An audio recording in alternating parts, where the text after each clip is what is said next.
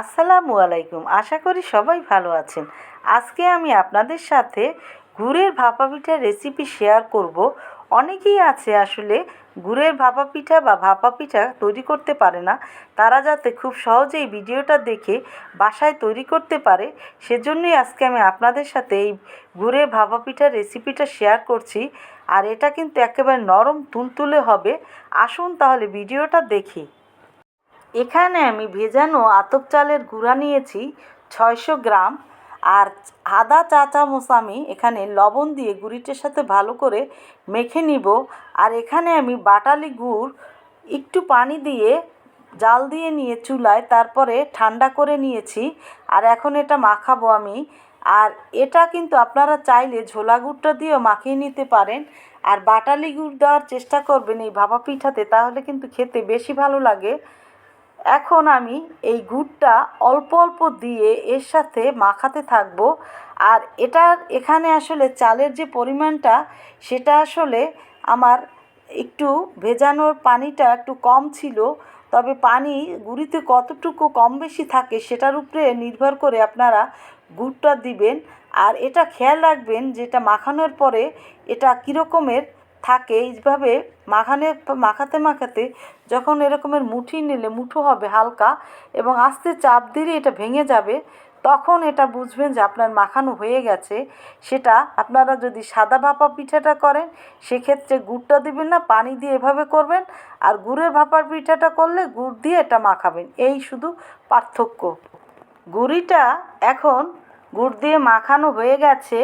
আর এটা আসলে এরকমেরই থাকবে, এরকমের হালকা একটু মুঠো করে নেবেন। এরকমের যদি দেখেন হালকা টিপে দিলে এটা ভেঙে যাচ্ছে, তাহলে বুঝবেন আপনার গুড় দিয়ে গুঁড়িটা মাখা হয়ে গেছে। এখন আমি এরকমের একটা ছিদ্রওয়ালা চালনি নিয়েছি। আর এটা পুছে নেওয়ার পরে এরকমের পড়বে। আর এরকমের চালনি, ছোট ছোট চালনি, ছিদ্র যেটা চালনিতে, সেরকমের নেওয়ার চেষ্টা করবেন। এর থেকে বেশি ছিদ্র বড় হলে চালনিতে, সেটা পিঠাটা যখন তৈরি করবেন দেখতে ভালো লাগবে না। আর সেটা কিন্তু চুলায় যখন ভাপাবেন তখন সময়ও বেশি লাগবে। আমার এটা এই রকমের চালনিতে করাতে 4 মিনিট সময় লেগেছিল। এখন আমি এই গুঁড়িটাতে এরকমের একটা কাঁটা চামচ দিয়ে অল্প অল্প গুঁড়ির সাথে নারিকেল দিয়ে মিশিয়ে নিব চামচের সাহায্যে। একবারে কিন্তু আমি নারিকেল এই গুঁড়িটার ভিতরে দিয়ে মেশাবো না, বাটিতে অল্প অল্প দিয়ে রেডি করে তারপরে তৈরি করে নিব।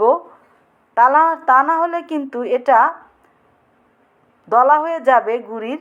সেজন্য হাত লাগাবো না, চামচ দিয়ে আমি এভাবে মিশিয়ে নিব। আপনারাও এভাবে মিশাবেন। আর গুড়টাও কিন্তু আপনারা এই পরিমাণে দিবেন। চাইলেও কিন্তু এখানে বেশি গুড় দিয়ে গুঁড়িটা মাখানো যাবে না, সেক্ষেত্রে কিন্তু সেটা নষ্ট হয়ে যাবে। আর যারা হালকা গুড় পছন্দ করেন তাদের ক্ষেত্রে এরকমের গুড় দিয়ে মাখিয়ে নিলেই এটা হবে। আর যারা বেশি পছন্দ করেন সেটাও ভিডিওতে দেখতে পাবেন। আসলে আমার মা তার বরিশালের আঞ্চলিক ভাষায় একটা কথা বলতো, পিঠা খায় মিডার লোভে। আমার বাবা মা দোনোজনই আজ বেঁচে নেই। আল্লাহ মৃত সব বাবা মাকে জান্নাতুল ফেরদৌস দান করিয়েন। আমি এভাবে দুইটা তৈরি করব হালকা এরকমের গুড়ের। আর আরেকটু মিষ্টি যাতে হয় সেজন্য আমি, আপনারা একটু ভিডিওটা ধৈর্য সহকারে দেখে নেবেন। আর এই পিঠাতে একটু নারিকেলের পরিমাণ বেশি দিবেন, তাহলে কিন্তু খেতে ভালো লাগবে বেশি। আর এটা যখন এভাবে বাটিতে দিবেন হালকা চেপে দিবেন, জোরে চিপবেন না, তাহলে কিন্তু এটা বাষ্পটা তৈরি করার সময় চুলায় তখন ভিতরে ঢুকবে না, কাঁচা থাকবে। এখন ওই বাটিতে আমি দুইটা নিয়েছি, আর এরকমের বাটিতে আমি দুইটা তৈরি করব, সেটা আপনাদের সাথে শেয়ার করছি। এটার ভিতরে আমি ওই যে বলেছিলাম যে যারা গুড় একটু পছন্দ বেশি করেন তারা ভিতরে এরকমের গুড় এবং নারকেল দিয়ে নেবেন। গুড়ির ভিতরে কিন্তু বেশি গুড় একবারে মাখানোর সময় দিবেন না, অল্প অল্প করে দিয়ে নেবেন। আর যারা বেশি গুড় পছন্দ করেন তারা এভাবে ভিতরে দিয়ে নেবেন, তাহলেই কিন্তু হবে। আর এটা কিন্তু আবার বলছি, বাটিতে দেওয়ার সময় হালকা এভাবে চেপে তারপরে দিবেন, জোরে চেপে ভরবেন না গুঁড়িটা।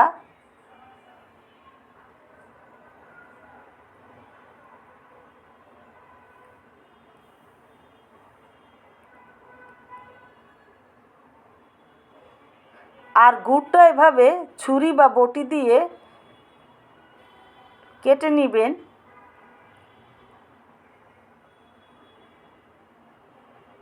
এরকমের কিন্তু আপনারা তৈরি করে তারপরে বেশি করে নর্মাল ফ্রিজে রেখে দিতে পারেন। আর যখন পরিবেশন করবেন, অনেকে অবশ্য ঠান্ডাটা পছন্দ করে, আর যারা ঠান্ডাটা না খেতে চায় সেক্ষেত্রে আবারও একটু গরম পানি দিয়ে একটা চালনির উপরে পিঠাগুলো রেখে ঢাকনা দিয়ে কিছুক্ষণ রেখে দিলেও আবার ওরকমেরই হয়ে যাবে। আর এরকমের আমি মশারি ধুয়ে তারপরে নিয়েছি। আর আপনারা চাইলে সুতি পাতলা কাপড়, যেটাতে রং ওঠে না, এরকমের কাপড় দিয়েও এটা ঢেকে নিতে পারেন। এখন আমি যে বাটিতে যে পাত্রে এই রকমের তৈরি করব, সেটার কিন্তু নিচটা আপনাদের দেখিয়ে দিয়েছি, আটা গুলে তারপরে বন্ধ করে নেবেন, নিচটা যাতে বাষ্পটা বের না হতে পারে। এখন আমি এরকমের মশারির কাপড় দিয়ে এটা এভাবে বাটিটা ঢেকে তারপরে দিয়েছি। আর এটা দিয়ে আমি 15 সেকেন্ডের মতো পরই সাথে সাথে বাটিটা কিন্তু উঠিয়ে নিতে হবে, তা না হলে কিন্তু বেশি সময় দিলে এটা বাটিটার সাথে গুঁড়িটা লেগে যাবে, সেক্ষেত্রে সেটা উঠাতে পারবেন না, ভেঙে যাবে। দিয়ে 15 সেকেন্ড 20 সেকেন্ডের মধ্যেই বাটিটা উঠিয়ে নেবেন। এভাবে নিচে একটু টোকা দিলেই বাটিটা উঠে যাবে। এখন আমি মশারির কাপড়টা দিয়ে ঢেকে দিয়ে ঢাকনা উপরে দিয়ে দিব। আর এটা 4 মিনিট সময় লেগেছিল। আমার চুলার জালটা মিডিয়াম হিটে ছিল। আর পানিটা যখন একেবারে ফুটে যাবে তখন কিন্তু পিঠাগুলো দিবেন টকবগে পানির উপরে, এরকমের ছিদ্রওয়ালা প্লেটের উপরে।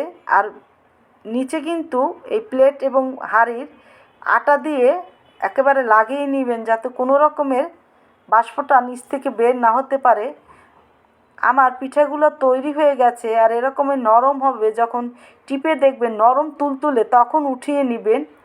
আর এই ভিডিও দেখে যদি আপনাদের কাছে ভালো লাগে, প্লিজ আমার চ্যানেলটা সাবস্ক্রাইব, লাইক, শেয়ার করে আমার পাশে থাকবেন। তৈরি হয়ে গেল গুড়ের ভাপা পিঠা। এভাবে আপনারা তৈরি করে পরিবেশন করবেন। সবাই ভালো থাকবেন। আল্লাহ হাফেজ।